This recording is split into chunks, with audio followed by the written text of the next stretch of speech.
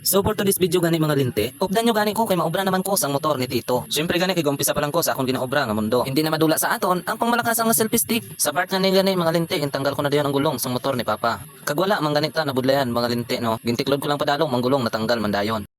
Aray ko!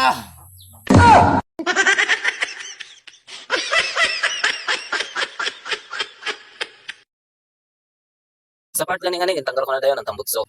Para maobra ta na gani ang aton dapat obrahon sa motor gani. Sa part gani nabudlayan gani ko magtanggal sang bolt dire sa may swing arm. Syempre, para dire-diretso ang aton pagtanggal, kinanglan ta ni tanggalon ang lansang sa dalom. Sa wakas natanggal ko gid man ang ining gapabudlay sa akon kang ginaobra. Kag syempre gisunod ko na gani butang ining swing arm. Ang swing arm gali amo ning gapatibay sa motor. Abi, testing ibebot ngay ka swing arm ang relasyon nyo, malay nyo, magdugay pa kamo.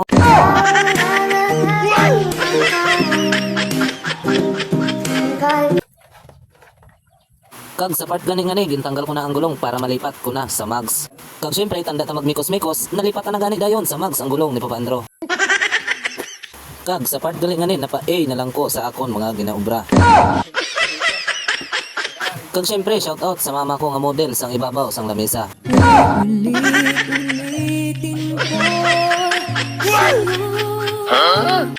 Sa part gani ginahugtan ko na lang para nga sa unahan naman ang aton nga isunod nga kayuhon. Shout out gali na sa mga gahambal nga mga umango na gid ko. Ano matyag nga sa akon, bata ka kontraktor?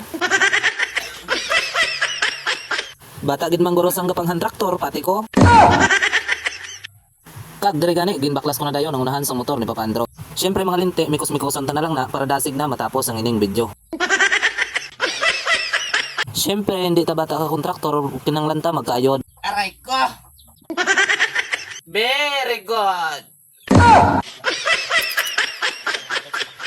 Dire gani ginpa-test drive ko na para mabalaan ko ano pa ang iya mga sakit kag ma-check up na. Kagambal gani ni kuya, okay na, goods na, mayo na sa maglagan bisan manglagas pa sang karbaw.